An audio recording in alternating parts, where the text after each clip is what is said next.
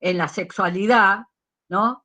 Con una cabeza finita de chiquita que habla de la envidia al pene y del complejo de castración y se sigue repitiendo hasta ahora, ¿no? O de nuestro Lacan, ¿eh? Que sigue hablando como si fuera natural la ley del padre.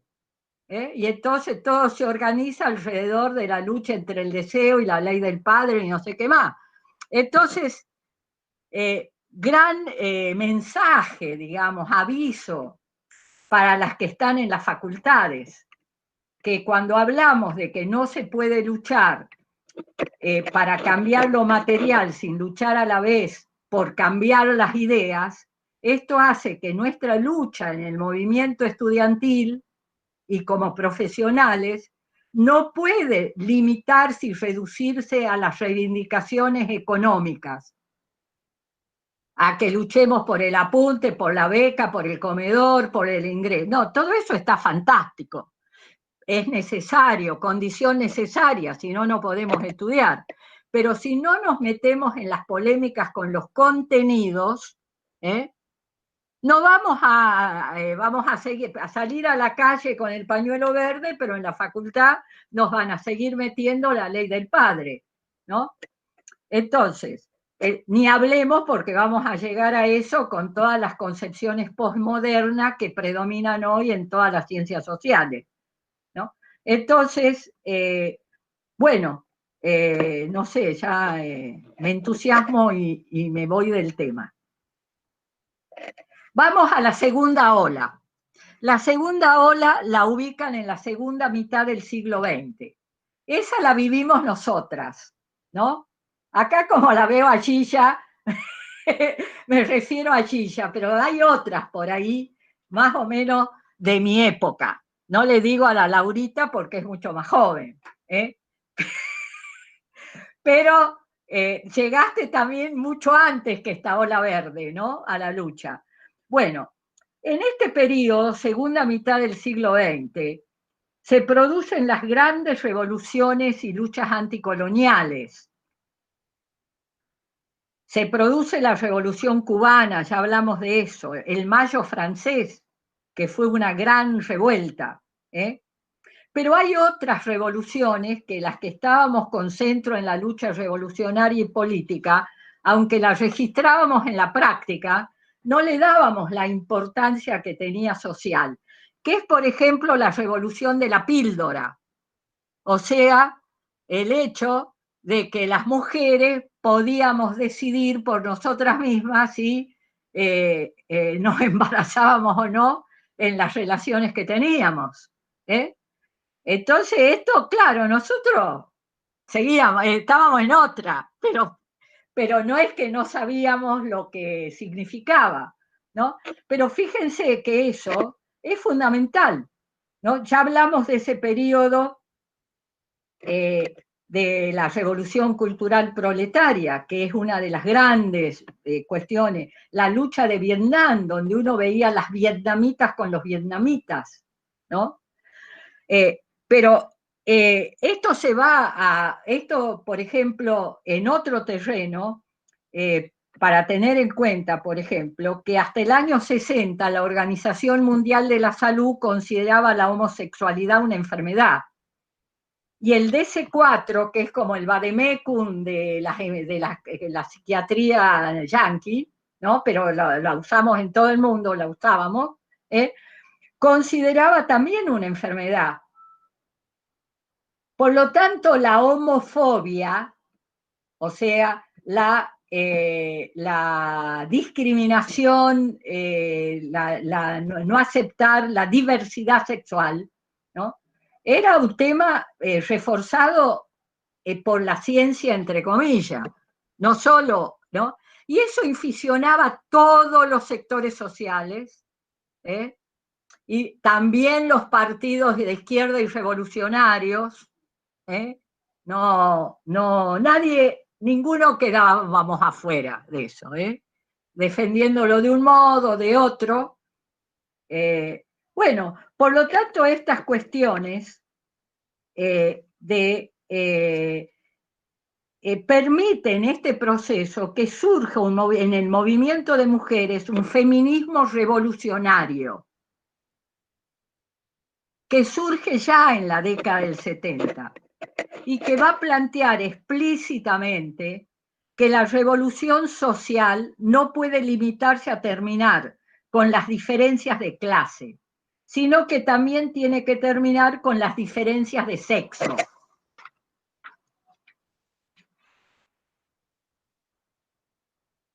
Bien, fíjense que nosotros seguimos discutiendo hasta ahora si puede haber un feminismo revolucionario o marxista. Ya más entre nosotras y las comunistas revolucionarias nos consideramos parte del feminismo. Yo ya tomé partido en medio del debate. Yo creo que somos parte del movimiento feminista. Yo creo que ese inmenso movimiento que, como decía al comienzo, es heterogéneo, diverso, está en desarrollo, ¿no? Exige que nosotros participemos dentro de ese movimiento para ayudar que tenga una hegemonía, que pueda ser hegemonizado por las ideas que plantean que ese movimiento tiene que confluir con el movimiento obrero y popular para lograr verdaderamente la liberación de las mujeres. Si estamos fuera de ese movimiento, primero no encuentro ninguna razón, porque obligado un poco a estudiar el movimiento feminista, no solo en el 60, desde sus orígenes, hay corrientes revolucionarias y marxistas dentro del feminismo.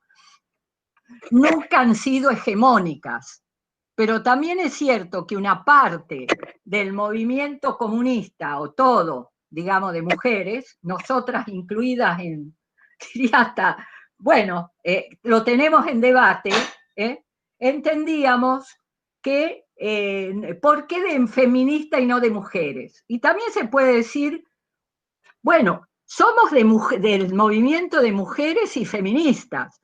¿Por qué? Porque hay una masa de mujeres que son parte del movimiento de mujeres y no se consideran feministas, como muchas de nosotros no nos considerábamos feministas. Pero eso no quiere decir que si el feminismo hoy es la lucha por los derechos de las mujeres, incluye a las que ya plantean que hay que terminar con el patriarcado, las que consideramos que, mejor dicho, está hegemonizado por las que dicen que hay que terminar con el patriarcado. O sea que ha salido de la lucha macho-hembra, digamos, para plantear una cuestión fundamental del poder y del Estado, aunque no planteen en su mayoría terminar con el Estado de las clases dominantes. Pero la verdad que transitamos junto con sectores tan distintos a nosotros, que por qué no podemos transitar junto con un movimiento que podemos caracterizar reformista dentro del feminismo, ¿no? Que pelea por reivindicaciones comunes por las que peleamos nosotros, incluido para terminar con el patriarcado, y con el que tenemos diferencias, que las voy a plantear en la cuestión de los debates, pero no vamos a poder profundizar e incidir dentro de ese movimiento inmenso, con una inmensa mayoría de jóvenes que tampoco saben muy bien qué se discute y cuál es la diferencia, si no nos metemos en ese movimiento y nos separamos alrededor de cómo nos llamamos. Bueno, yo te digo, en la medida que he ido participando hace 3 años en esta charla, las jóvenes me han ido convenciendo. No después he ido a estudiar, ¿no? Pero me han ido convenciendo. No encuentro razones, pero digo respetuosamente que esto es un debate abierto. Está también en el partido, en la juventud, lo tenemos abierto, no está definido, hay que definirlo, pero para definirlo también tenemos que ir aclarándonos. Y no, bien. Entonces, voy a ir más rápido, ahora sí, porque ya de la tercera ola, que es la que se da entre el 80, década del 80 y del 90, yo señalo dos cuestiones. Una que llama la atención para pensar en general que los movimientos no son, todos van para el mismo lado, que en este periodo, que es el periodo de gran avance de la derecha y de la reacción, porque es el momento de la derrota de las revoluciones y del proletariado a escala mundial, también en nuestro país, sin embargo, asistimos a uno de los mayores desarrollos del movimiento de mujeres que ha seguido hasta hoy, porque la cuarta o la quinta ola es hija, digamos así, o nieta de este periodo, ¿no? Que es un periodo, por ejemplo, que se elabora la categoría de género, ¿no? La Jean Scott es la que, por lo menos de lo que conozco y lo que plantean los trabajos de Graciela Tejero Coni, que es una de las compañeras que nos ayudó mucho en el PCR, a la comprensión de que no solo había un tema de clase, sino de género. Nosotros, por lo menos alguna de nosotros, por primera vez empezamos a pensar qué era esto del género, que no era una tela, sino que era otra cosa, el género, ¿eh? Y esto es un gran mérito del partido, que en su programa, creo que en el quinto congreso, pero es en estas décadas, incorpora, cuando analiza el movimiento de mujeres, que las mujeres sufrimos una doble opresión, de clase y de género, que la contradicción principal es de clase, pero que la de género existe y exige un tratamiento específico. Bueno, siendo maoístas, también nosotros agregamos que en determinadas condiciones lo de género puede pasar a ser principal. Es decir, si un trabajador obrero, clase obrera, golpea o quiere matar a su mujer, ahí la contradicción principal, que también es obrera, digamos, o puede no ser obrera, puede ser una burguesa, la contradicción principal no es de clase, sino que es de género, es un femicida igual. Y esto no es que un tema teórico, esto lo han tenido que practicar las compañeras de la CCC y del movimiento de desocupados. Y esto lo hemos aprendido nosotros en las asambleas de La Matanza, ¿no? Con una compañera entrañable que es María Conti, que trabajó ahí, ella también trabajaba en la Escuela de Psicología Social y ayudó a que las psicólogas sociales se metieran también en ese tema, porque en la asamblea se planteaba, ¿no?, si era correcto que una mujer dijera en la asamblea que su marido le pegaba, la golpeaba, porque eso dividía el movimiento. ¿Cómo ibas a decir eso? Que capaz inclusive era un dirigente, ¿no? Y se logró ganar a la dirección del movimiento y a Juan Carlos Alderete en eso, para que se pudiera plantear en las asambleas que las mujeres separaban compañeras, que así como por primera vez hablaban en público, ¿no?, como han contado tantas compañeras, que por eso la CCC las ha ayudado a liberarse de un montón de cosas, ¿no?, planteaban que así hablaban y la aplaudían, y decía, pero acá me aplauden y en mi casa me golpean. ¿Cómo es esto? Y está acá los que me golpean. Entonces ahí plantearon por primera vez, ¿no? Y ahí empezó a haber un cartel que creo que está todavía en la Escuela Amarilla, que dice, a las compañeras no, con un compañero que golpea a una compañera no es un compañero. Bueno, les digo de paso con esto, que es muy compleja esta relación, porque se expresa en los partidos, se expresa en las juventudes, con los acosos, con las violaciones, etc. Bueno, pero entonces tenemos que comprender qué es esta categoría de género, ¿no? Entonces, yo les leo la definición que para mí expresa mejor esto, que la tomo también de lo de Jean Scott y Graciela Tejero Coni, que dice que es un fenómeno social y cultural que hace referencia a las relaciones de poder con carácter histórico entre los varones y las mujeres, por la cual los varones se consideran socialmente sostenidos, ¿no?, para tener poder sobre las mujeres. Por lo tanto, es una relación que incluye relaciones de propiedad, de clase y de producción y reproducción, ¿no?, y que hacen tanto al pasado como al presente.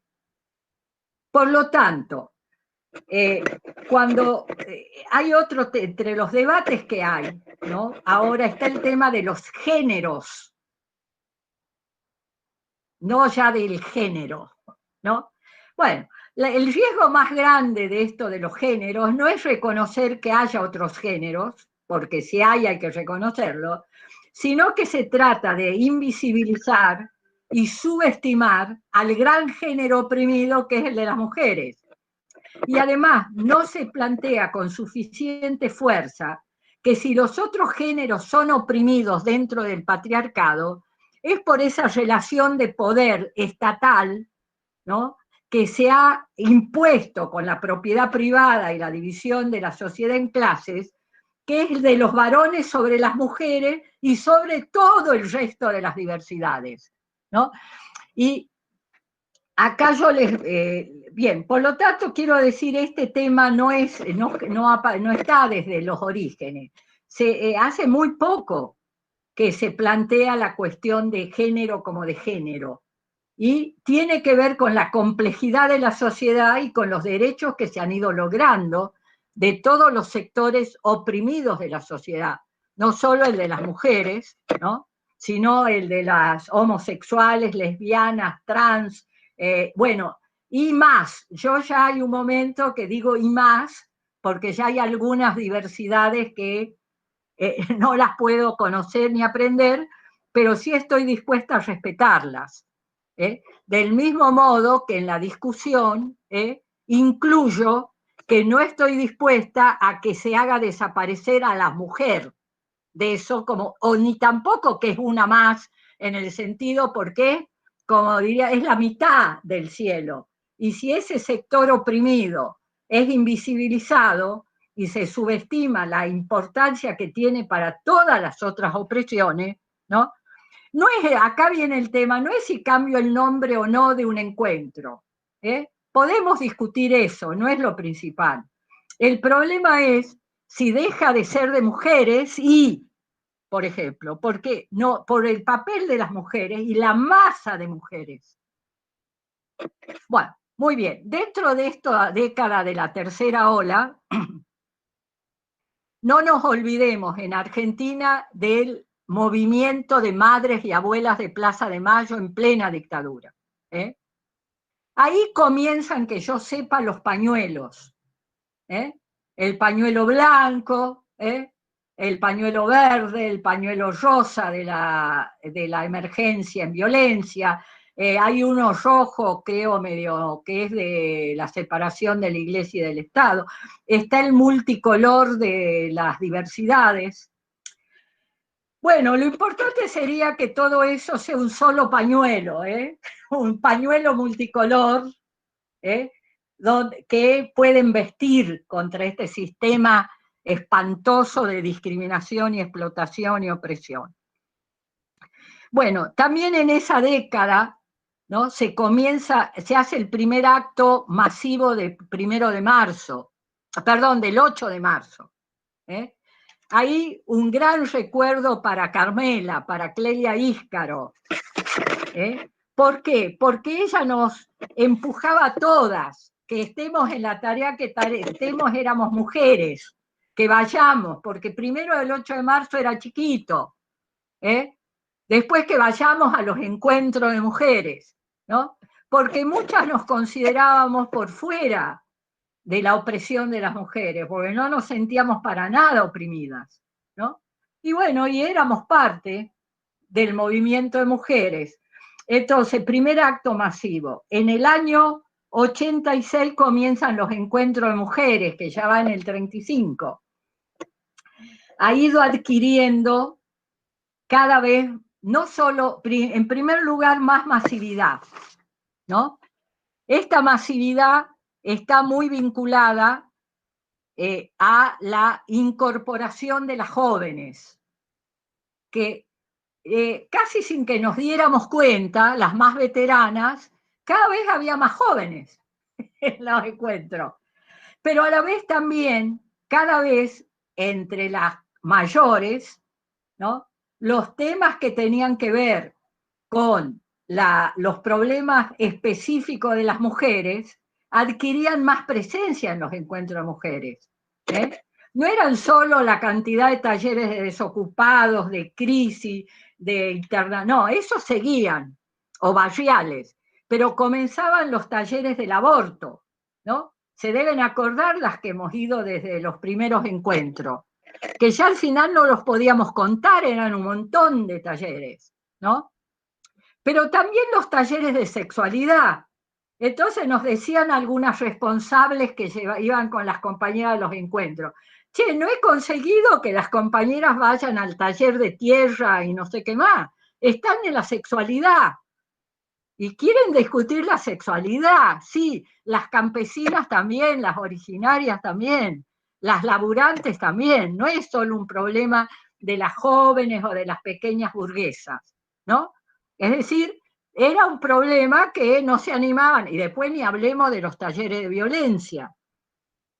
Y se fueron multiplicando esos talleres con los de disidencia. Bueno, ahora la variedad de talleres específicos que se mantienen junto con lo de los grandes problemas del trabajo, de igual salario, bien, los conocemos. Ahora estamos en una gran pelea para que no perdamos el carácter de los encuentros, ¿no? Nuestro partido ha peleado enormemente, paradójicamente, para que ningún partido sea dueño de los encuentros. Porque en el momento que alguna facción o grupo se apropiara y dejara de ser autoconvocados, de horizontales, democráticos, etcétera, y basado en los talleres, ¿no? Ese día se terminan los encuentros, por lo menos este tipo de encuentros, ¿no? Como ha pasado en todo el mundo, o como pasa en cualquier organización masiva cuando se predominan las luchas de partidos o facciones. Así pasaron con las asambleas en el argentinazo, que se fueron desmembrando y copadas por las trotskistas, pero se fueron desmembrando. Entonces tenemos que esa masividad, las jóvenes, sería, que son el gran contingente, que están yendo a los encuentros, es importante que puedan comprender también por qué defendemos tanto lo que decimos los pilares de los encuentros. Porque estamos defendiendo ese carácter democrático, horizontal, etcétera, ¿no? Después hay un debate que para mí no es el principal, aunque por cómo se plantea se transforma en principal, que es cómo se van a llamar. Pero porque detrás de cómo se van a llamar está este debate. Pero tenemos que hacerlo de manera tal que se pueda diferenciar bien principal, secundario, etcétera, para garantizar la continuidad de los encuentros. Bien, yo entre los hitos, y ya dejo para ir a los debates, está el tema, yo señalo lo de Romina Tejerina, una gran lucha que ha tenido además como un escenario muy importante los encuentros de mujeres, que se da entre el 2003 y el 2005, ¿no? ¿Por qué? ¿Quién es Romina? Porque muchas compañeras seguramente por ahí ni saben quién es Romina Tejerina. Fue un caso testigo para nosotros que permitió un gran salto en la comprensión de una cantidad de cuestiones, porque era una joven, muy joven, que queda embarazada por una violación y tiene el hijo y lo mata. Y por lo tanto, María Conti y Mariana Vargas, una jovencita abogada en Jujuy, junto con todo el movimiento nuestro, el partido y demás, tomó ese caso que era muy difícil, Porque si es difícil, por ejemplo, que en una masa de mujeres sencillas se pueda entender por qué la lucha por el aborto, gratuito y legal, y que no es, que cuesta, yo lo hemos vivido yendo a asambleas y charlas con las compañeras, imagínense lo que era ganar para la idea que alguien que era considerada además asesina, ¿no?, la defendiéramos, ¿no? Y el por qué, la causa de que una mujer jovencita tenía que ocultar el embarazo y entraba en esa locura vinculada al momento del parto, que implicaba que lo único que quería era deshacerse de eso, que lo vivía como una cosa monstruosa, ¿no? Bueno, de ahí que la justeza de la consigna, que también se fue construyendo conjuntamente en los encuentros y en los movimientos de mujeres, de educación sexual para decidir, anticonceptivos para no abortar y aborto legal para no morir. Las tres son importantes y ninguna de las tres las tenemos garantizada en la Argentina, porque el ESI no se enseña en la mayoría de las escuelas. En Tucumán está prohibido. Hablando de Tucumán, no me quiero olvidar que ese monstruo, hijo de otro monstruo, que es Bussi, el Busito, que es peor que el padre, ha presentado en la legislatura ahora un proyecto para declarar el Día de las Tres Vidas, de las Dos Vidas, perdón, el Día de las Dos Vidas, el día que es ayer o hoy, que perdimos la batalla por el aborto legal en el Senado. Y si no firmamos eso que en la Casa de la Mujer Norma Nassif ha mandado, yo lo he mandado a los lugares que he podido, tiene que haber una movilización que impida que eso salga. Ya la ciudad de Tucumán se ha declarado capital de las dos vidas, ¿no? Y ese feto horrible, que es un monstruo que desfila con la de los pañuelos celestes, ha sido hecho en Tucumán, ¿no? Yo que soy tan tucumana, casi un chauvinismo tucumano, que tengo que decir las cosas espantosas que te pasan en Tucumán, ¿no? Y en todo el norte, bueno, no sé cómo serán las otras provincias, ¿no? Bueno, entonces, este tema de Romina, nosotros tenemos que tenerlo como uno de los grandes hitos de nuestra lucha, del movimiento de mujeres y del PCR, que conmovió la sociedad argentina. Bueno, después vinieron junto con el desarrollo de esta cuarta ola grandes triunfos como la ley del matrimonio igualitario, por ejemplo, ¿no?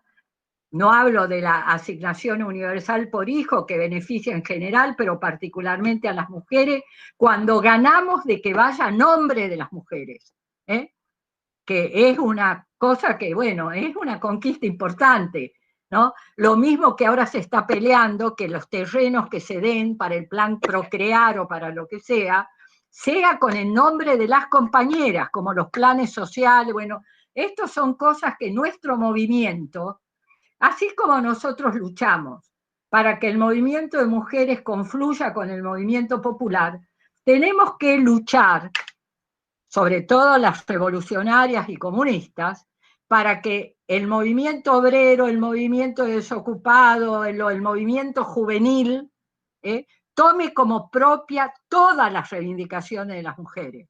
No solo igual salario por igual trabajo, que está muy bien, el conjunto de las reivindicaciones que tenemos como mujeres. Y dentro de esas, bueno, después vino otro gran salto, por lo cual algunos consideran, como les decía antes, que ya estamos en la quinta ola, que es con Ni Una Menos, en el 2015, ¿no?, que comienza en una lucha como todas las que tenemos por los femicidios, en un lugar de la provincia de Santa Fe, donde estamos, pero después es tomada por periodistas y por otra, digamos, trasciende y pega un salto gigantesco. Me parece que ahí nosotros hemos tenido que reconocer que el movimiento de mujeres desbordó lo que eran los encuentros de mujeres. No porque, es decir, yo diría la relación recíproca, pero ninguno se reduce al otro. Sin los encuentros de mujeres no tendría la fuerza que tiene en la Argentina el movimiento de mujeres, mayor que en cualquier otro lugar del mundo, y esto sí no es chauvinismo, esto de pequeña potencia, no, esto es verdad, pero al mismo tiempo, digamos así, ese movimiento de mujeres con las características que tiene, con la complejidad que tiene, con la problemas que nos plantea para comprender, para ver cómo nos metemos, cómo hacemos las discusiones. Trasciende lo del movimiento, lo encuentro de mujeres, y entra en el movimiento de mujeres, en el encuentro de mujeres, con lo cual le está dando a los encuentros de mujeres una complejidad nueva. No es que no era complejo antes, pero es nuevo, ¿no? Entonces, si esta relación dialéctica, digamos, nosotros no la comprendemos, bueno, vamos a tener dificultades, tanto en qué curso va a tener el movimiento feminista y todo esto que se desarrolla en las calles, y a la vez qué curso va a tener los encuentros de mujeres, porque son realidades que se interpenetran.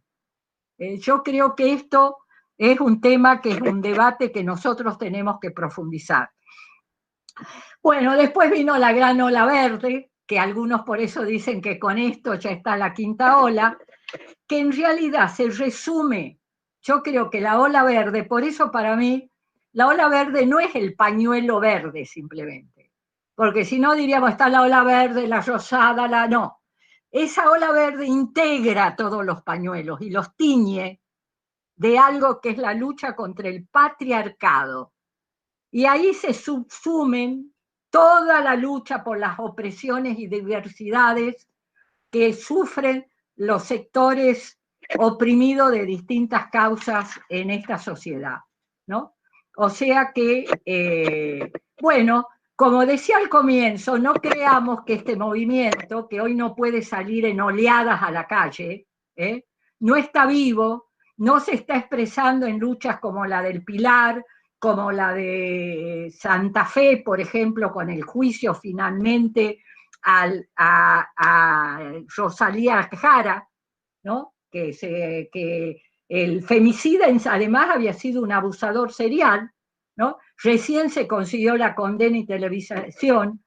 En lo de Neuquén, que les dije al comienzo, que lograron 600 marchar, pero ese movimiento está, ¿cómo sería? Estamos ahí como está el movimiento obrero y popular, desesperado para terminar con esta pandemia de una vez y poder salir a imponer lo nuestro en las calles, que es el único lugar en la que podemos pelearlo y imponerlo nosotros. Por eso muchas cosas están pasando con esa inferioridad que tiene hoy lo popular, que es consciente de la necesidad de la cuarentena, o sea, es consciente del riesgo de muerte que corremos, es consciente de las terribles debilidades que tiene el sistema de salud, que nuestras médicas, cuando hablo de las mujeres, me estaba olvidando, no, pero no porque no lo tenga en la cabeza y en mi corazón, ¿no? De las compañeras que se están matando, enfermeras, médicas, camillistas y compañeros, pero compañeras que están muriendo, ¿no? En condiciones donde no tienen ni lo mínimo, lo que decíamos de las mujeres en los comedores, ¿no? De la angustia cuando la olla, se ve el fondo de la olla y hay cola pidiendo comida. La angustia de las compañeras que no pueden mandar a alguien ya a donde lo puedan curar porque no hay lugar, no hay condiciones, ¿no? Bueno, quiero decir, estamos sufriendo mucho, ¿no? Y al mismo tiempo tenemos esta limitación, que la conciencia de esa situación nos está enchalecando, pero estamos juntando fuerza y bronca, para salir con todo. Por ejemplo, para imponer que se trate ya la ley del aborto legal que dijo que iba a ser una de las primeras que se mandaba, que se trate ya la emergencia en violencia de género. Bueno, eso es lo que son nuestras próximas peleas. Por eso estamos contentas también, porque tenemos muchas peleas por delante. Bueno, el tema de los debates, no sé si ustedes quieren que yo siga hablando o si lo quieren plantear ustedes. Yo lo que les puedo decir son los títulos, ¿eh? Y ustedes entren a meterse en el debate. El gran debate gira alrededor del patriarcado y se podría reducir a una idea reformista y una idea revolucionaria sobre el patriarcado. El reformismo, bueno, perdón, en la idea reformista o revolucionaria tiene mucho que ver si se entiende o no el origen del patriarcado, porque si se entendiera que existe porque existe la propiedad privada y la división de la sociedad en clases sociales, y el Estado que la sostiene, se podría entender inmediatamente que si no se termina con eso, se le podrá sacar cositas al patriarcado, algunas importantes, pero no va a caer, ¿no? Hay que voltearlo. Hay un artículo muy interesante, muy bueno, yo les voy tirando la bibliografía, después les puedo escribir, de Micaela Gómez, que está en La Marea Digital, ¿no? Donde ella se hace esa pregunta, dice, ¿el patriarcado se va a caer o hay que voltearlo? Y hace un debate muy de fondo sobre eso, yo les recomiendo que lo lean. También les recomiendo el artículo de Belén Spinetta, que está en Lanzallamas, una hermosa revista cultural juvenil que ha sacado la JCR, ¿no? Sobre la cuestión de qué se discute detrás de lo del trabajo sexual, la prostitución como trabajo sexual. Bueno, pasado estos chivos bibliográficos, quiero decir que entonces, si se comprende el origen y las causas de la opresión de la mujer, se tiene que comprender inmediatamente que hay que terminar con esta sociedad y este poder para generar las condiciones necesarias, no suficientes, para terminar con el patriarcado. Bien, este es el debate. Dentro del reformismo, ¿no? Hay distintas vertientes. Hay algunas vertientes que son individualistas, diría yo, que tienen un fuerte sostén en las concepciones posmodernas. Entre esas, el padre del concepto de deconstrucción es Derrida, un francés. Todas las que usan y usamos deconstrucción, por ahí no sabemos qué dijo Derrida. Pero bueno, hay que saber que él es el que plantea, poniendo el centro, sería en lo superestructural. Vieron que yo he venido, como estoy entre nosotras, digamos así, discutiendo mucho con que se le da importancia a la base objetiva material y por ahí subestimamos la base ideológica, concepciones, etc. Pero en general predomina al revés. Sería. O sea, que se considera que cambiando elementos de la superestructura o de lo ideológico, por sí mismo va a cambiar la sociedad, ¿no? Fíjense qué complicada que son las discusiones, porque uno discute para un lado, para el otro lado. Bueno, con toda esta corriente, son muchos de los postmodernos vienen del marxismo, son, digamos así, decepcionados, sobre todo del PC francés y del marxismo francés, y después con la derrota han considerado que fracasó el marxismo y se fueron al diablo.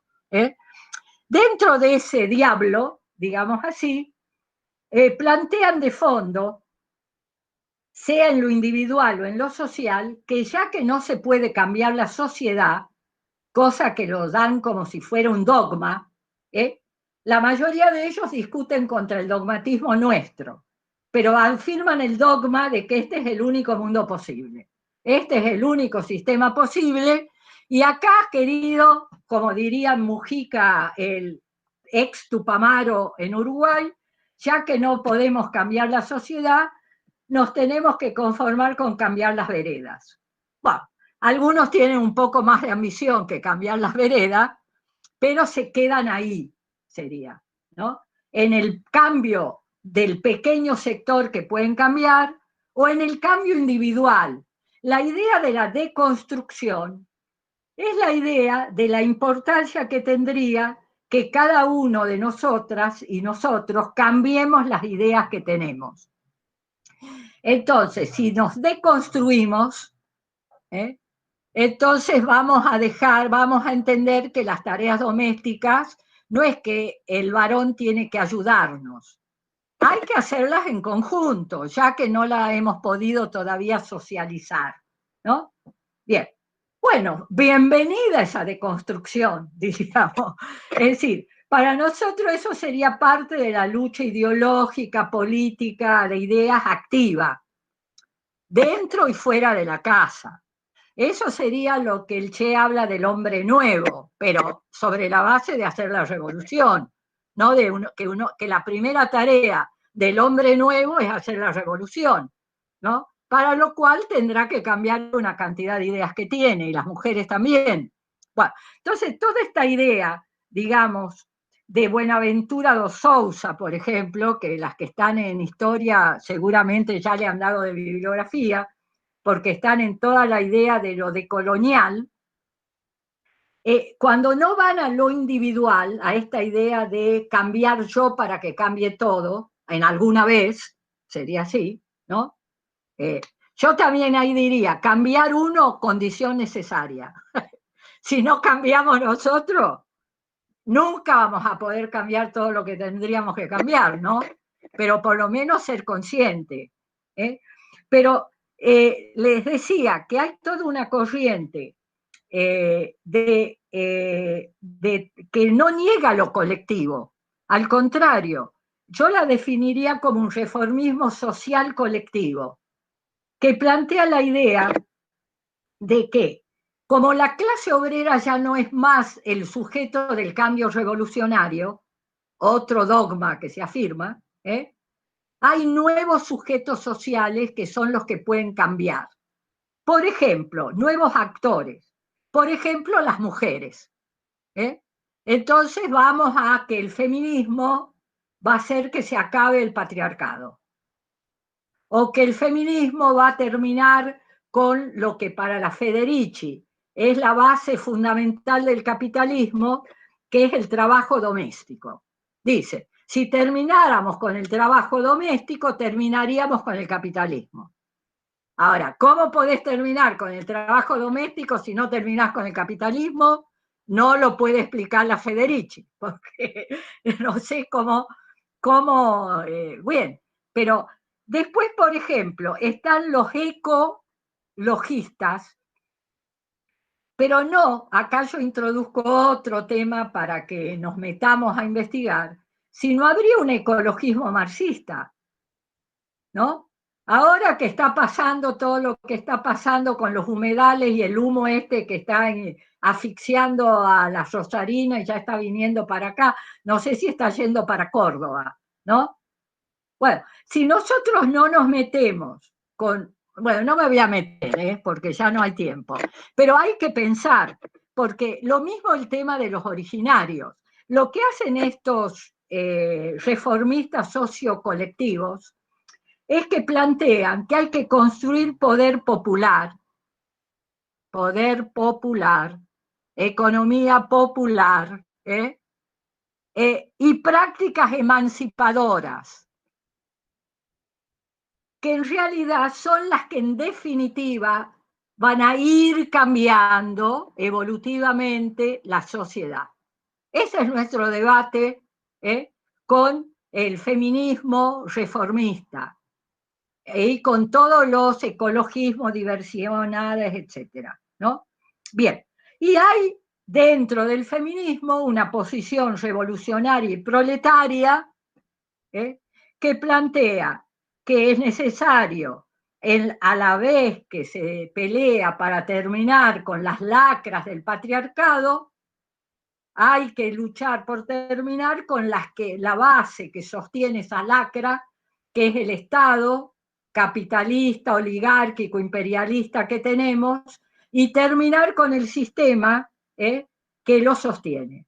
Y que para eso el papel dirigente de la clase obrera como el núcleo que ayude a unir toda esta enorme masa del mundo, diríamos ya, oprimida y explotada, sin esa dirección va a ser imposible, porque sin el proletariado hegemonizando, consciente y hegemonizando esto, no se puede derrotar en el corazón del sistema capitalista, que es la producción. Mal que le pese a la Federici y a todos los que han aportado muchas cosas para que nosotros ampliemos nuestra cabeza, pero que si terminan negando lo fundamental, va a transformarse en una gran traba, no solo para el desarrollo del movimiento social, sino del propio movimiento de mujeres y feministas. Bueno, yo llego hasta acá.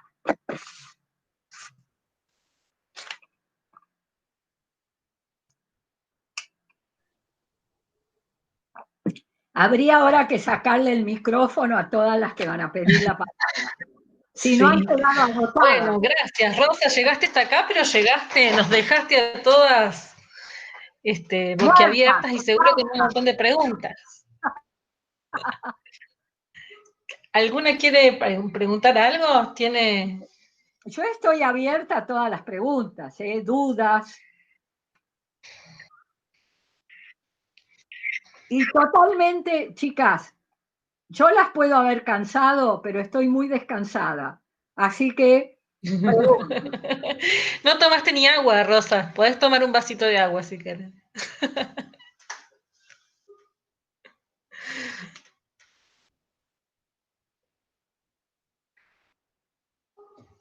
Bueno, abran el micrófono el que quiera preguntar, sin timidez, que sé que no tienen, pero igual.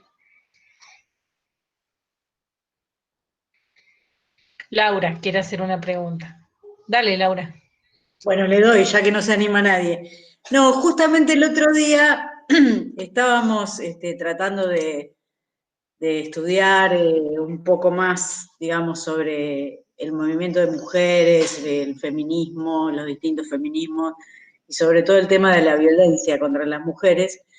Y se armó un debate interesante, que es si, por ejemplo, las mujeres trans, las mujeres travestis, digamos, todas aquellas feminidades que biológicamente, digamos, no son mujeres, pueden estar consideradas como parte del movimiento de mujeres. O sea, como si fuera un subconjunto dentro del conjunto del movimiento de mujeres.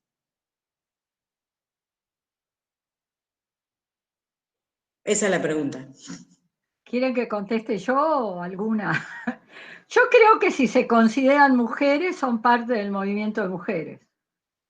Y creo que es un avance de la lucha contra la opresión y la discriminación que no la discriminemos. No, en eso acordábamos. Lo que pasa que diferíamos, porque yo entiendo que si se consideran mujeres, son parte del movimiento de mujeres, y otra amiga decía, no, son parte del movimiento feminista, pero no del movimiento de mujeres. Y yo creo que, bueno, además de ser parte del movimiento feminista, también son parte del movimiento de mujeres. En tanto se consideran mujeres. Claro.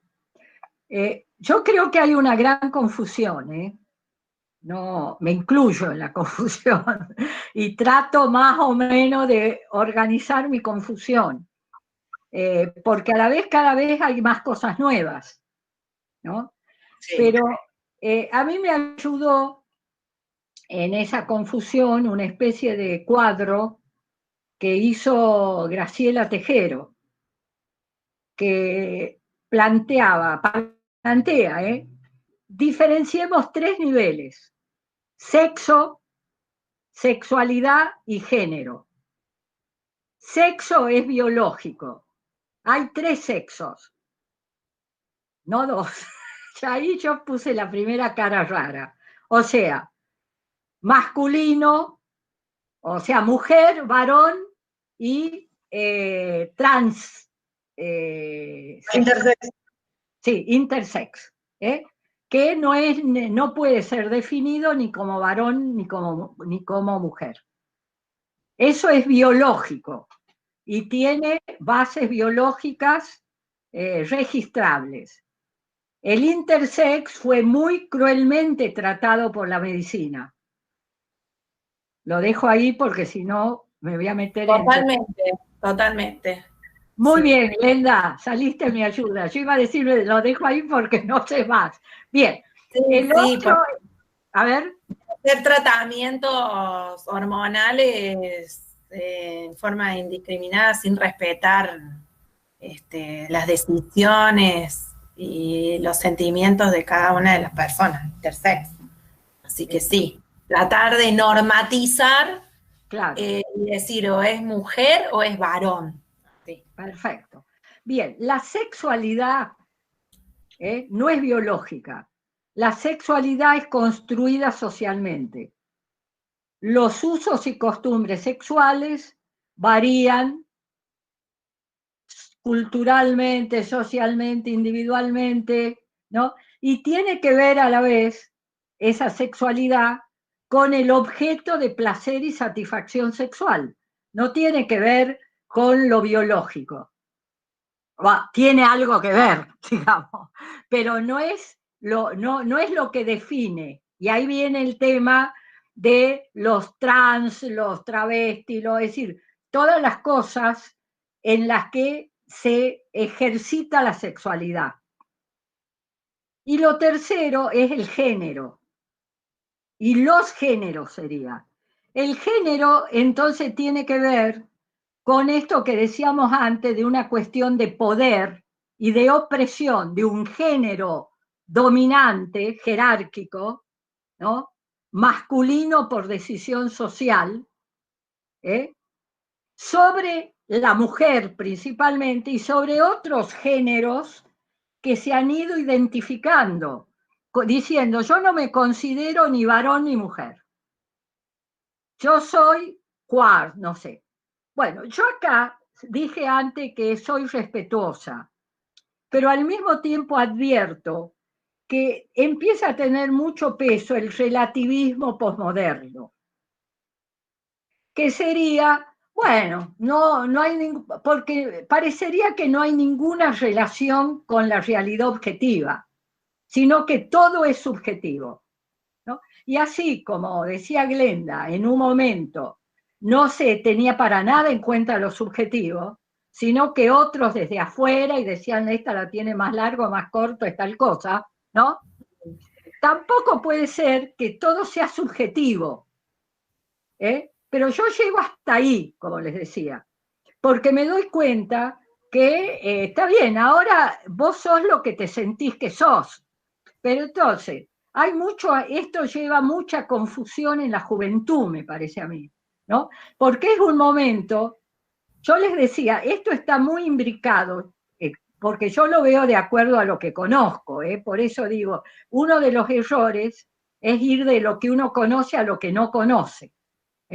Yo no quiero avanzar mucho para no cometerlo, porque hay muchas cosas que no conozco de esto.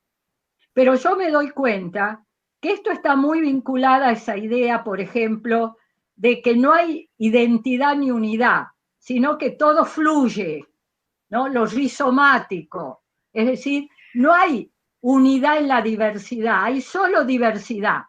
Entonces, estas ideas, que son de toda la década del 80 y del 90, del relativismo absoluto, nada es verdad ni es mentira, todo es según el color. Es decir, este relativismo nociológico, esta cuestión, digamos, de que no hay una verdad objetiva, ponele, bueno, esto está incidiendo mucho, pero bueno, hay que estudiar. Pero yo sí digo que, que hablando ya de la sexualidad, ¿no?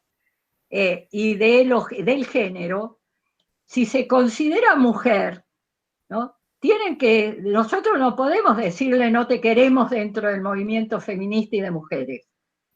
En todo caso, alguna vez se organizarán como una corriente dentro de ese movimiento, porque tienen sus propias reivindicaciones, como las afrodescendientes, como las originarias. Las travestis también tienen sus propias reivindicaciones dentro del movimiento de mujeres, las trans, bueno, entonces se irán organizando y que vengan todas sería, pero que no nos quiten a nosotros, ¿no? Porque ahora las mujeres que no es nada de eso se llaman cis, creo, las cis. Bueno, no, yo con eso no estoy de acuerdo, hasta ahora. Quieren preguntar Corina y María. Si quieren, pregunten las dos, así por ahí tienen, Claro, puede son ser que similares las pregunten preguntas. o opinen y yo hablo Pregunten todas las que quieran y después, si no, yo hablo mucho. claro. Ah, claro. Cori. Bueno, muy agradecida por poder participar de esta charla con Rosa. Es siempre tan importante poder volver a escuchar y siempre renovada las palabras de Rosa. Gracias, Rosa. Enorme, o sea, abrís la cabeza a cuestiones que todos estamos tratando de entender. Y bueno, yo por ahí quiero preguntar, aprovecho que estás, digamos, para hacer una pregunta en cuanto a cómo ves vos lo de la lucha de clases, considerando que nosotras venimos avanzando, por lo menos donde estamos organizadas de una manera en la que compañeros varones no lo hacen, digamos, o no lo están haciendo en este momento. Compañeros, algunos más cercanos, otros menos. También por ahí se da la discusión de que si tenemos que ayudarlos a ver, a ponerse al momento de cómo vienen las discusiones. Pero nosotras venimos sábados, domingos, a la noche, a la tardecita, a la siesta, en cualquier momento, estudiando, buscando la forma para encontrarnos, digamos, para encontrar la forma de luchar contra el patriarcado, y bueno, y cómo ir a la discusión considerando eso, que venimos muy organizadas o bastante organizadas en algunos lugares y vemos que los compañeros se quedan un poquito más. Bueno, eso, qué sé yo. No sé, es una duda que tengo porque está bueno poder organizarse, a veces a una le cuesta ponerse a conversar con un muchacho, con un varón, porque parece como que no está entendiendo un montón de cosas que nosotras las vamos analizando en profundidad. María, ¿tu pregunta tenía algo que ver con esto también? No. Bueno, no. Yo no. sí quería preguntar algo relacionado a lo de la Cori, pero lo voy a sumar para que haga una sola respuesta. ¿Les parece? Dale, Y después era pregunto que yo. sí, que así como nos decías que pensemos si los retrocesos de las mujeres, cuánto habían influido en el retroceso revolucionario de los países que fueron socialistas y se restauró el capitalismo, cómo el proceso de la Argentina de mujeres, los encuentros de mujeres y todo eso, que nosotros lo vemos, porque lo vemos en las luchas, en los procesos, por ejemplo, en lo de Pilar o cualquiera de las chicas, que tiene que ver con la forma con que las mujeres nos organizamos para la lucha. Parece como que lo tuviéramos en el ADN de las mujeres argentinas, en muchas, pareciera la forma que nos damos para organizarnos, si eso podría, bueno, también influir en la lucha de clases de la Argentina y en la salida revolucionaria de la Argentina.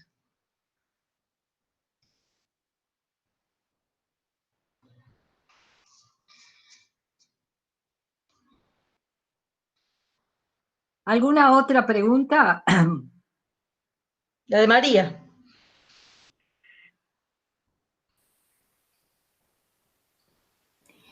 Bueno, sí, yo también como la Cori, Rosa, agradecerte, siempre es un placer y siempre es abrir la cabeza, así que eso primero. Y después, mi pregunta es, a partir de toda de las nuevas o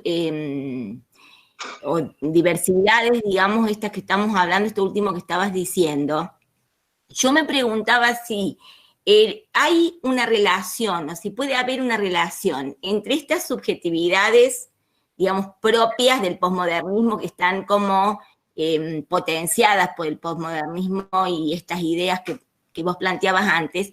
Hay una relación con la base objetiva de la lucha contra el patriarcado. Entonces, digamos, esta cosa de que las mujeres en la lucha contra el patriarcado aparecerían nuevas formas de sexualidad para no vincularse con el género opresor sería, y eso se potencia desde ya, es una cosa para pensar, con todas las ideas posmodernistas de la lucha contra el patriarcado en sí mismo sin romper con la estructura de fondo.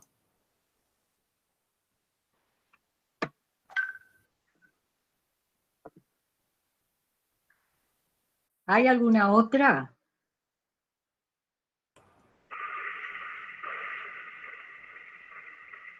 ¿Me escuchás? ¿Me escuchan? Sí. ¿Sí? Bueno, en primer lugar, profundo agradecimiento por la charla, una charla muy clara y que realmente nos deja pensando. En primer lugar, me quedo pensando en eso, si me adhiero o no al feminismo, para ser sincera, porque hasta hace muy poco, por lo menos, estaba como vos. Lo voy a pensar seriamente. Y además, me parece que tenemos que ponernos a estudiar seriamente. Y creo que hay un tema que vos decías en esto de la quinta ola, que tiene que ver con lo del desconstructivismo, tan meneado, tan de todos los días, que creo que se contrapone con el conocimiento de la realidad. Porque si vamos a partir del viejo Castoriadis, de quien te acordarás mucho porque polemizaste tanto con él, el tema era cómo se construía la realidad. Es decir, que tendríamos que ir al tema del cómo conocemos. Y me parece que en todo esto que acaba de decirnos Rosa, en cuanto a la sexualidad, al género, al intersex, esto del intersex es algo muy dramático. Conocí una compañera en el Encuentro de La Plata que era intersex y no solo tratamientos hormonales, cirugía, quirúrgico, ablación del clítoris, luego hormonas. No, realmente fue una charla con ella que me dejó alelada, para decir la verdad, porque además esto del intersex tampoco lo tenía claro. Bueno, ustedes saben que en el Encuentro de La Plata todo lo que acaba de plantear Rosa fue muy discutido, con un centro, entiendo, que era precisamente el de cambiar de carácter el encuentro, ¿no? Fue una pelea realmente muy dura. Pero me parece que nos tenemos que poner efectivamente a estudiarlo, porque los debates, sobre todo entre los jóvenes y las jóvenes, son muy profundos. Pero también tenemos que ver que hay avances, que creo que hay avances entre las compañeras campesinas que van peleando por abordar estas cuestiones, como la del aborto. La mayoría no está de acuerdo, pero se va abordando. Y también creo que hay ejemplos, como en el astillero, donde se ha logrado que haya un crecimiento muy grande de obreras en la producción, en una fábrica esencialmente masculina, obreras que han logrado tener delegada de género, y que en esta pandemia, por ejemplo, en relación a los refugios de mujeres, están construyendo con container un refugio para la Casa de la Mujer, en la zona del campo, así como además camas y todo lo que hace a la pandemia. Una de las cuestiones que me parece, no sé si decirlo como pregunta o como... La pandemia que es mundial y que es una situación, bueno, acuerdo absolutamente con todo lo que vos decías, Rosa, no demuestra de alguna manera el fracaso del capitalismo. Ojo, no estoy diciendo que se va a caer por la pandemia, de ninguna manera, al contrario, porque efectivamente en la descarga es sobre los que menos tienen. Pero realmente me parece que es una olla a presión, como decía Rosa, estamos esperando que esta pandemia termine para salir a la calle. Creo que esto va a ser, bueno, hay pueblos que están en la calle como los bolivianos. Bolivia está en la calle. Hay otros pueblos de Latinoamérica que también están en la calle. Digo esto en relación a que ese afán de lucha nos tiene que permitir avanzar principalmente en la construcción del partido y avanzar en nuestros objetivos principales, ¿no? No, eso como inquietud, como para que se conozcan algunas experiencias como la del astillero. Hay una charla en YouTube de compañeras del astillero que son delegadas obreras. Nada fácil, se imaginan ustedes. Pero bueno, así es. Y bueno, otra vez, felicitaciones y muchas gracias. Realmente muchas gracias. A mí me gustaría preguntar, Rosa, en esto de que yo creo que el problema no es que los géneros, digamos que ya no hablemos solamente de género masculino y femenino, ¿no? Me parece un avance que estén integrados todos los otros géneros, con esa dificultad que sí está clara, que es esto de esto que, como dijiste vos, como que todo fluye, ¿no? Yo me pregunto qué pasa con la identidad, con la construcción de la identidad, cómo es esto que hoy sos una cosa y mañana podés ser otra. Pero yo digo, nosotros venimos perdiendo, o sea, nosotros cuando digo el partido, la posición comunista revolucionaria, yo creo que viene perdiendo la disputa de ese sector, ¿no? Que hoy está ampliamente con la idea, por ejemplo, en el encuentro, que se expresa en el encuentro de mujeres, de, digamos, que las mujeres no somos lo más oprimido, ¿no? Sino aparece como que la comunidad LGTBIQ+, aparece como parte de esa opresión, y entonces se deja de lado lo de la opresión de la mujer. Creo que esto de encubrir, creo que es un encubrimiento de cuál es el origen de la causa de la opresión. Y creo que es una posición abiertamente antimarxista, ¿no? Porque no por nada aparecen explicando desde la revolución industrial la opresión de la mujer como si antes no hubiera existido nada. La verdad que sobre el colonialismo no conozco, pero sé que muchas de esas mujeres que están en esas corrientes reformistas levantan lo del colonialismo todo el tiempo. Sí tenemos que adentrarnos y estudiarlo, pero también creo que tenemos una gran falta, y no entiendo, a ver, ¿cómo sería? Esta alianza que hemos hecho con el Frente de Todos, vos hablas con la mayoría de ese sector, de mujeres del sector que está con el Frente, y la mayoría tiene esta posición ideológica, es decir, la mayoría es reformista, ¿no es cierto? Y estamos perdiendo la batalla. Yo siento, por eso cuando apoyamos al Frente, yo entiendo que lo teníamos que apoyar desde lo político para vencerlo a Macri, pero entiendo también que es el sector que siempre nos denosta, nos humilla, digamos, si vos querés, con su pensamiento reformista, y sigue encubriendo lo del origen de la opresión de la mujer, ¿no?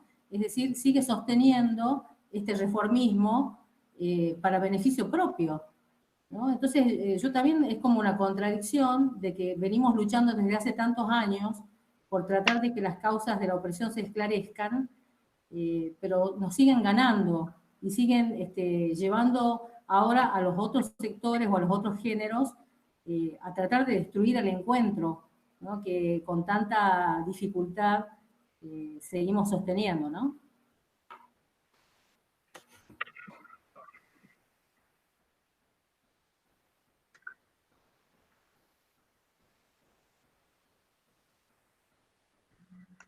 ¿Alguien más quiere decir algo, opinar?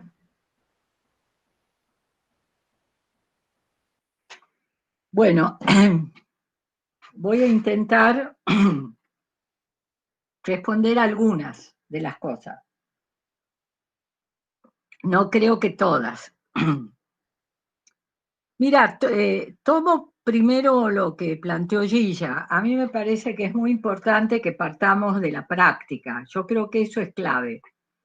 Y que lo que tenemos que estudiar, ver, aprender, tiene que ver con, en primer lugar, estar en esa práctica, conocer esa práctica que es muy rica, que hay ejemplos avanzados. Yo nombré algunos ejemplos históricos, pero es bueno recoger los que tenemos ahora y sí, partir de esa realidad, ¿no? Para transformarla. O sea, yo creo que este es un tema clave. Y también es muy importante esto que, como decíamos antes, que se estén dando experiencias avanzadas dentro del movimiento obrero, que es uno de los pilares donde se tiene que dar esta transformación, no solo política, sino en las concepciones y en las ideas, ¿no? Por lo tanto, que se construya un refugio para mujeres es un avance muy importante, porque implica tomar en sus manos un problema que es el producto de la violencia que ejercen algunos varones sobre las mujeres. Y cómo saldamos eso. Después me parece que la base filosófica de lo de es decir, que el constructivismo, en oposición a conocer la realidad para transformarla, está efectivamente en una de las ideas, creo que también decía María, que sostiene esta idea de que si yo construyo la realidad, también la puedo deconstruir, pero deconstruyéndome yo, no deconstruyendo la realidad. Es decir, uso a propósito el tema de construir, porque no quiere decir en sí que es malo, si es remover, transformar, cambiar, pero evidentemente está unido a una idea de que todo se puede hacer a nivel de las ideas, de las conciencias, de las concepciones y de la subjetividad, y no que en realidad yo tengo, primero, la propia subjetividad es objetiva. Es decir, se puede ser conocida y uno puede, si no, no existiría la psicología, ¿no? Pero al mismo tiempo hay una contradicción entre lo objetivo y lo subjetivo que es fundamental no reducir ninguno de los dos aspectos al otro. Es decir, no, ¿qué es lo que veníamos diciendo? Porque vos cambies lo objetivo, no cambia de por sí lo subjetivo. Crea las mejores condiciones para que cambie, pero no es mecánico. Y muchísimo menos que solo cambies lo subjetivo, va a cambiar lo objetivo. Pero a la vez, si no hay cambios subjetivos, no va a cambiar lo objetivo. Es decir, empecemos por los partidos de vanguardia. Es decir, por el propio marxismo, es una elaboración teórica a partir de la práctica, pero que plantea que la teoría debe dirigir la práctica, la teoría revolucionaria, para que esa práctica pueda culminar en una salida revolucionaria. Entonces, la relación teoría-práctica, objetivo-subjetivo, es una relación dialéctica, donde lo principal es lo objetivo, lo principal es la práctica, ¿no? Pero al mismo tiempo y en determinadas condiciones, lo subjetivo y lo teórico pasa a ser principal, ¿no? Y por eso estamos dándole la importancia, como se decía acá, a la necesidad de estudiar, porque nosotros estos temas tenemos que poder abordarlos desde el punto de vista de clase, y desde el punto, desde la concepción marxista, leninista, maoísta, o sea, científica, ¿no? Por lo tanto, estas dos cuestiones, que sea un punto de vista de clase, una posición revolucionaria y una teoría marxista, son fundamental cuanto más complejo son los problemas que tenemos que abordar, ¿no? Entonces, cualquier contraposición entre que, bueno, yo ya tengo todas las respuestas porque me ubico desde que soy revolucionario y los otros son reformistas, para mí es totalmente negativo, ¿no? Sí tenemos que ir con modestia, porque nosotros no venimos de saber todo, y a la vez estamos muy orgullosas y orgullosos de lo que hemos construido como partido, como movimientos, como corriente. Y no tenemos pocos méritos, pero tampoco, bueno, eso decía Mao, ¿no? No andar con el rabo parado, porque nosotros, si estamos reconociendo acá, ¿verdad? Que lo que decía este tema de, bueno, de todas las cosas que sería, todo lo que sabemos, no nos nieguen lo que sabemos, sería, ¿no? Pero al mismo tiempo lo que no sabemos. Entonces, en esa dialéctica, no quiero ir al relativismo, sería absoluto, de decir, bueno, lo uno y lo otro, no. Yo creo que es muy importante, por eso decía, saber desde dónde nos posicionamos, desde la práctica, desde la lucha de clases, desde el marxismo y sus desarrollos, desde la línea que nosotros hemos construido. Desde ahí tenemos que posicionarnos para abordar lo nuevo y desarrollarlo y para aprender también de todas las cosas que se desarrollan por fuera de nosotros. Porque en realidad, por supuesto, es muy importante aprender de nuestra práctica, ¿no? Pero al mismo tiempo, nosotros nos vamos dando cuenta que en este mundo que creo en esto, creo que Gilla plantea, estoy totalmente de acuerdo. La pandemia ha mostrado la contradicción absoluta del sistema capitalista irresoluble, ¿no? Y por lo tanto no te diría un fracaso en el sentido de que si el objetivo es acumular riquezas, van a seguir acumulando riquezas. Pero desde el punto de vista de la contradicción con la mayoría inmensa de la humanidad y sobre todo de los que productores directos, es un fracaso absoluto. Porque como se está viendo cada vez por el propio, bueno, por una serie de leyes que ya están esbozadas o planteadas con claridad por Marx, ¿no? En la caída de la tasa de ganancia y una cantidad de cuestiones así, se desarrolla cada vez más la otra gran contradicción del capitalismo, que es con la propia naturaleza, porque el capitalismo es depredador de todo, es decir, construye y desconstruye, ahí sí, construye y deconstruye, pero va liquidando cada vez, digamos, desperdiciando, sería, ¿no? Porque es cierto, el capitalismo no deja de desarrollarse, pero se desarrolla a un costo cada vez mayor para la humanidad y para la propia tierra, ¿no? Por eso es cierto que surgen movimientos con mucha fuerza como el ecologismo, ¿no? Porque entre el cambio ambiental, la temperatura, es decir, hay una cantidad de cuestiones que hay que ser muy ciegos para no darse cuenta, como decía ya, fíjense que Engels, en el libro este del papel del trabajo, ¿no? Y está en Dialéctica de la Naturaleza, plantea que si dejamos que se desarrolle el irracionalismo de la producción capitalista, yo agrego más en su faz imperialista, va a terminar con la propia tierra, ¿no? Y la especie. Entonces Engels dice con ese optimismo revolucionario, pero seguramente los seres humanos encontrarán otros planetas. Bueno, ahora hay viajes a Marte. En vez de ver cómo no liquidamos la Tierra, una parte del capital imperialista está puesto en ver si vamos a poder ir o no a vivir a Marte, ¿no? Bueno, desde ya no para las grandes...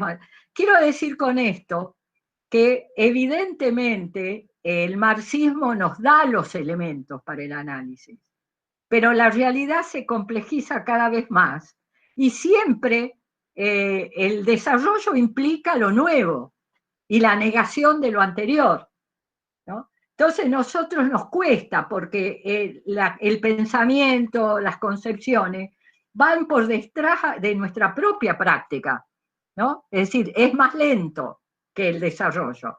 Bueno, yo les digo por eso que a mí me parece que no tenemos que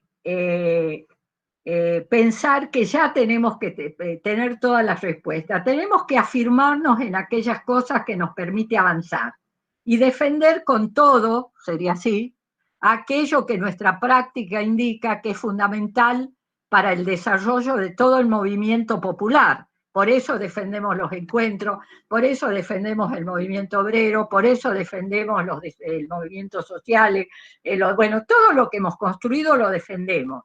Y lo defendemos para avanzar. Yo les decía que la crisis esta, inmensa, global, da la gran oportunidad de discutir que hay otro camino posible que el capitalista. Por eso hay que luchar con todo con la idea de que este es el único sistema posible, ¿no? Y plantear, si este es el único sistema que nos va a llevar de pandemia en pandemia, por la propia irracionalidad que tiene, y lo están diciendo empresarios y científicos que no son marxistas, que van a venir otras pandemias, y que, bueno, entonces hay que cambiarlo. Ahora hay que poder tener la fuerza suficiente porque el capitalismo no va a caer solo.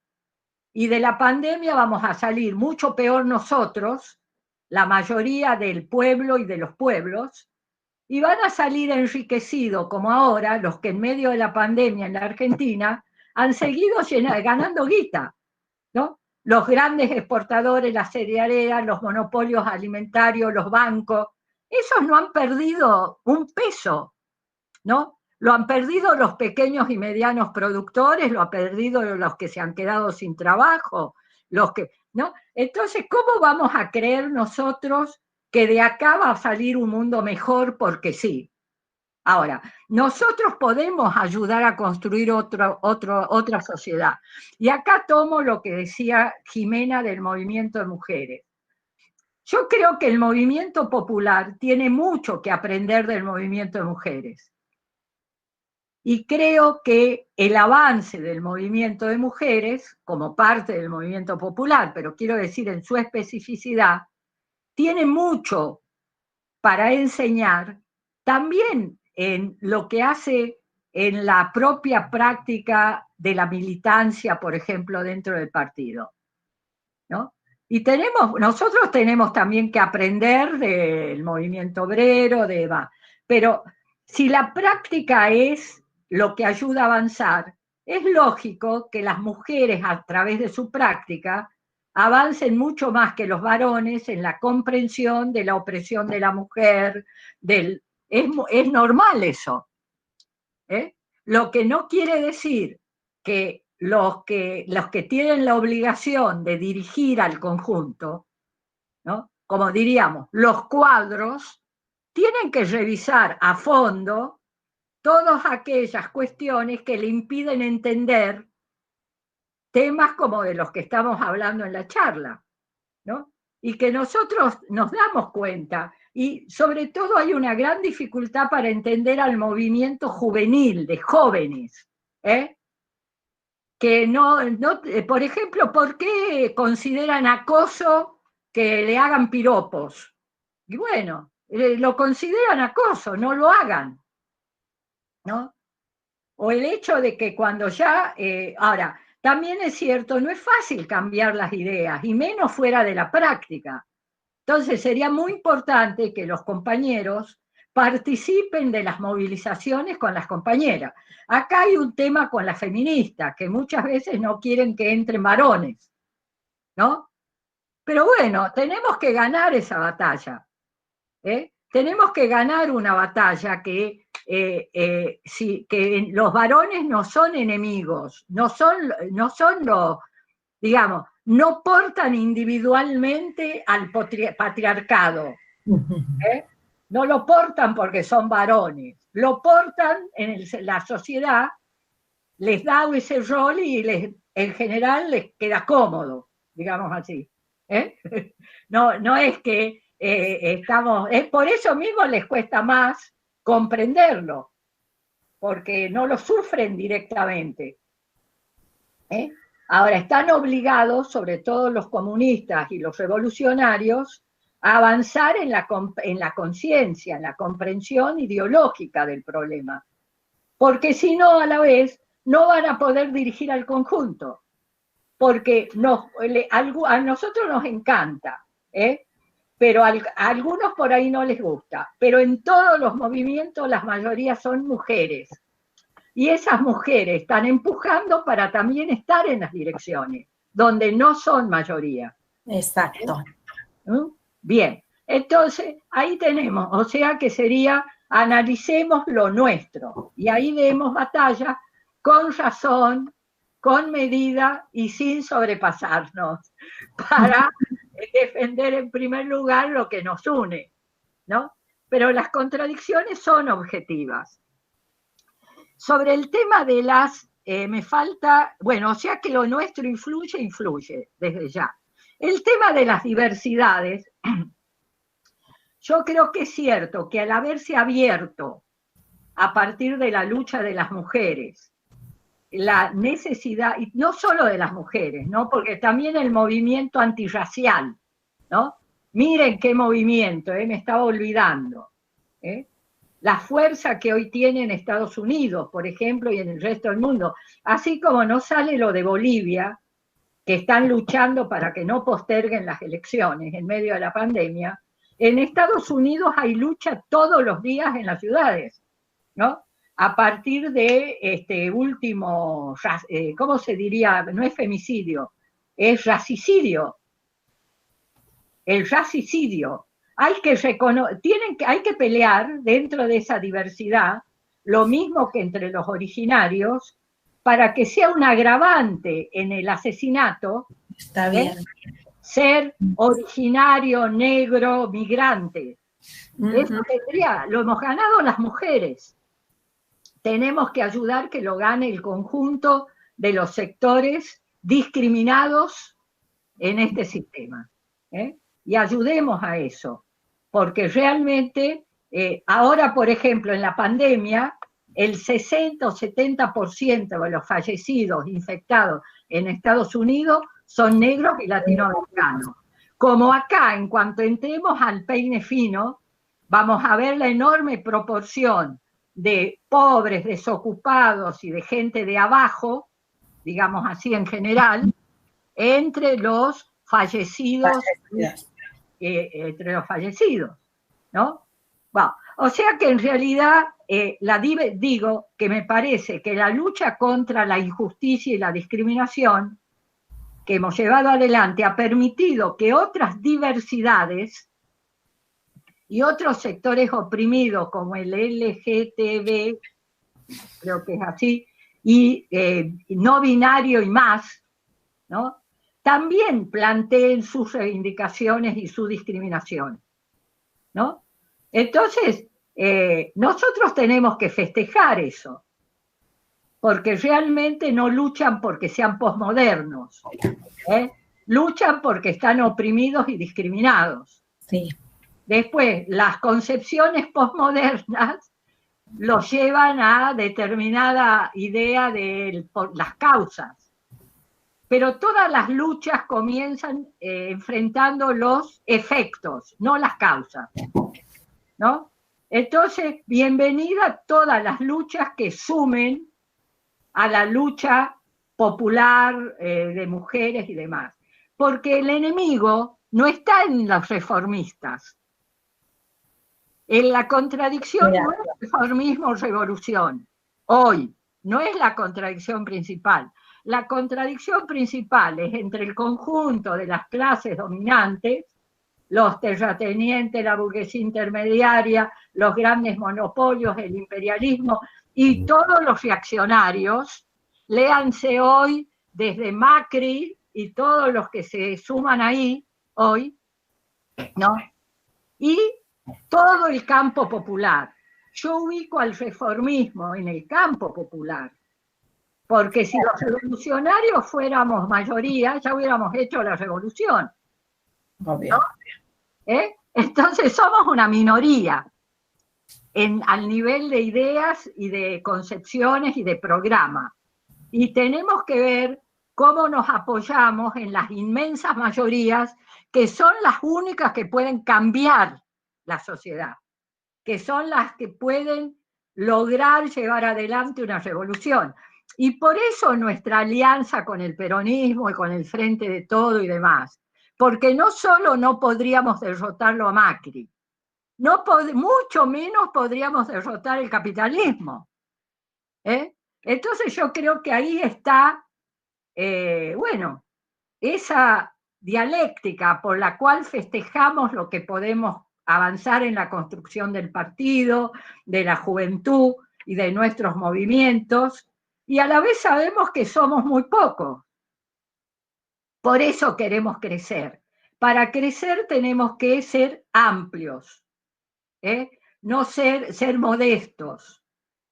O sea, aprendemos de las masas y aprendemos también de otras corrientes que en algunas cosas han estudiado temas que no nos metimos a estudiar nosotros, aunque después no coincidamos con las conclusiones. Porque, a ver, ¿quiénes, por ejemplo, bueno, no voy a generalizar, por ahí muchos, pero el tema de la ecología, ¿no? Nosotros muchas veces lo hemos considerado, ecologista, acá el problema es el imperialismo, ¿no? Ahora, los ecologistas han seguido investigando con sus ideas.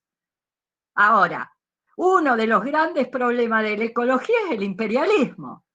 Ahora, si no nos metemos en concreto en lo ecológico, nosotros podemos ser grandes antiimperialistas, pero no vamos a poder ayudar que un movimiento que cada vez va a ser más poderoso, como el movimiento antirracial, como el movimiento de originarios, como el movimiento de mujeres, etcétera, etcétera, encuentre una causa y un objetivo revolucionario.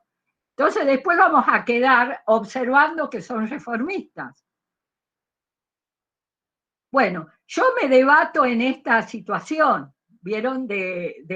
No lo digo, disculpen ¿cómo se diría? La autorreferencia, además de que lo vivo yo, sé que lo viven muchísimos compañeros y compañeras de nuestras organizaciones, que son conscientes tanto de lo que tenemos de méritos como de lo que nos falta, y sobre todo de lo que nos falta poder crecer y ganar en los grandes centros del proletariado industrial, ahí es un temazo, por eso bienvenido lo del astillero o lo de Mondelez, pero a veces te sobra cuando entras a contar para terminar de contar dónde estamos dando esas peleas, ¿no? Y lo mismo podemos decir en relación a otros movimientos. Entonces, un enorme orgullo de lo que es el movimiento de desocupados y precarizados, porque son parte del movimiento obrero. Pero nunca eso nos conforma para no ir al núcleo donde tenemos que ir. Y bueno, así es todo. O sea que estas charlas a mí me encantan porque estimulan la alegría, el entusiasmo, el ver de que somos muchas las que estamos pensando en las mismas cosas. Sin duda, nos dejaste pensando a todas. Te digo que el teléfono me hace así, que me dicen, tenemos que estudiar eso, tenemos que volver a ver eso, tenemos que pensar eso. Así que nos has dejado pensando a todas. Bueno, y eso siempre está bueno. Igual, Rosa, estuvimos 3 horas, casi 3 horas y media, te digo, hablando, Así que nos podemos dar por hechas. Pero ahora nos vamos. Y un aplauso para todas. Gracias a todas, ¿eh? Gracias. a todos. Sí. También. Muchas gracias. Algunos muy buenos compañeros que se han aguantado la charla. Sí. Perdón, seguimos. Porque también hay muchos compañeros que disfrutan de lo que avanzamos las mujeres, y nos ayudan en nuestro avance. Bueno, chao. Gracias, Rosa. Gracias a todos los que participaron y bancaron. A Rosa. Bueno, muchas gracias.